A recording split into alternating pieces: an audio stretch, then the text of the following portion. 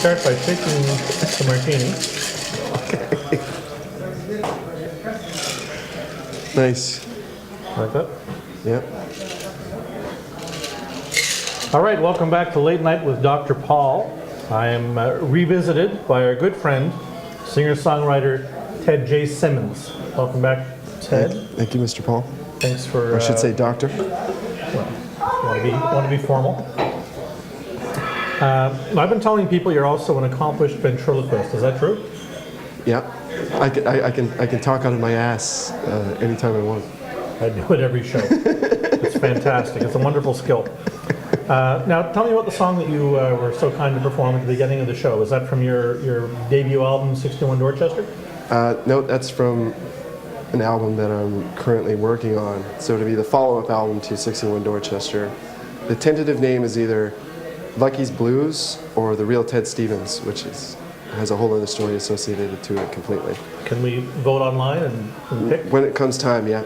There'll be a voting process to see. That'll be fun. Tell me a bit about the song. Where'd that come from? That song I wrote... Who's your muse? When I lived in Charlottetown. Please don't say me. Yeah, it is you.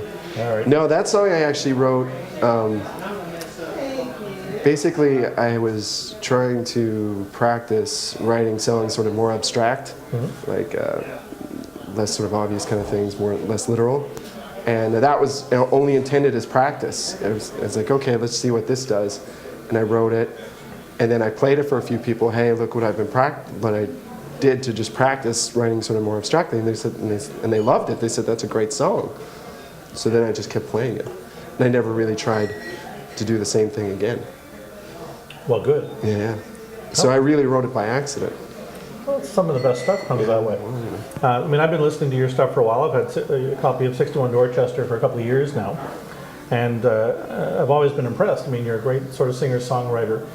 And I've always been most impressed by your lyrics and by sort of the soul that I feel they have. You know, a little bit of Dave Matthews, a little bit of Ryan Adams in there. Not as good, but you're sort of improving constantly, and that's nice. Why is it, do you think, they're so much better than you are? I don't know. They're just lucky, I guess. They had parents that encouraged them as children, I guess, maybe. I don't know. Probably more expensive guitars is what it is. Probably more expensive guitar. Their mothers loved them a bit more. Stuff like that. I think it's the guitars. It's probably the guitars. Right. You know, I mean, the guitars cost a lot more for... A lot more, yeah. That's probably it. So what do you aspire to do with your songwriting? Are you trying to move into that full time from your ultimately consulting work? Yeah, that's ultimately the goal. Well, I do like consulting. Music is where my heart is, kind of thing. So you never know. Someday I'll be able to do it full time. Okay. Because I know you perform around town regularly, so this is true. In fact, you hope to sort of move into that as a full time career. Yeah, I did this great thing in the fall at the Company House with a band called Bend the River. We did, it was called Harvest Jams, where they played house band to a whole selection of singer-songwriters. And that was one of the song that I played was one of the songs I played that night as well. So who do you listen to? Who influences you when you're writing and you're playing? So traditionally, you know, if I was going to go way back to the beginning, it would be stuff like Bob Dylan, Townes Van Zandt. And then if I say more of my sort of contemporaries, it'd be Ryan Adams, Ray LaMontagne, and I really like a couple of new bands. One band called Alabama Shakes, and a band called Lake Street Dive. Stuff like that. Do they listen to you at all? Because that only seems fair to me. I don't know. I don't think Ryan Adams has accepted my Facebook friend request yet, though. What an asshole. I know, jerk. You know. And we had such a good time that time. You're not like a great guy, but you're not a bad guy. I don't know why you... I don't know. Maybe you can talk to him. No, I will. Next time he's on the show, we'll bring that up. And what is your background? How did you get into music? Did you study this sort of formally, or was it just a little bit? When I was a little kid, we had sobered up one day and realized you wrote an album. It's a bit of both, actually. It's kind of a combination of the two things. I started out when I was a little kid playing guitar. Like, we had a guitar in my house, and then I took guitar lessons when I was a teenager. And then somewhere around my early 20s, I started to write songs, and I had a girlfriend that said I was good at it. So naturally, whenever a girl gets involved and they say that you're good at something, you're gonna keep at it. Then So you that know- was really what got me then you into know it. you're not. Then I know, yeah. But that's kind of where it started, and I just started playing around in cafes and stuff, and it kind of went from there. Okay. Ted J. Simmons. I know all the girls at home are wondering what the J stands for.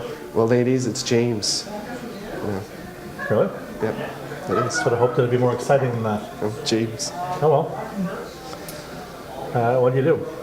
Any gigs coming up people can go see? What exciting things do you have on the go?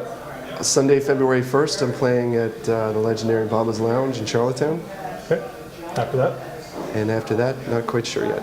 Well, actually, every Sunday, usually at the Armview open mic, Songwriters on the Arm. Excellent. And they have nachos there as well. They So have if you don't like delicious the music, nachos. there's always They have that. delicious nachos, and they have a great cast of characters. It's a good time. Excellent. Well, thank you for coming back on the show again. Thank you, I Paulie. look forward to listening So to it's more good of to your see music, you. seeing more of your Doctor? shows.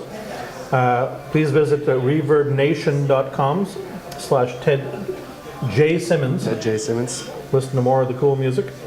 And thanks for Boris and the wonderful staff here at Vida for putting up with us. Yes, thank you. Join us next time as we welcome Atlantic Chamber of Commerce Chairman Barry Zwicker. It's going to be just so amazing. I'm looking forward to it. I don't know about anybody else. I can't even describe the excitement surrounding that. Anyway, cheers. Cheers, Doctor.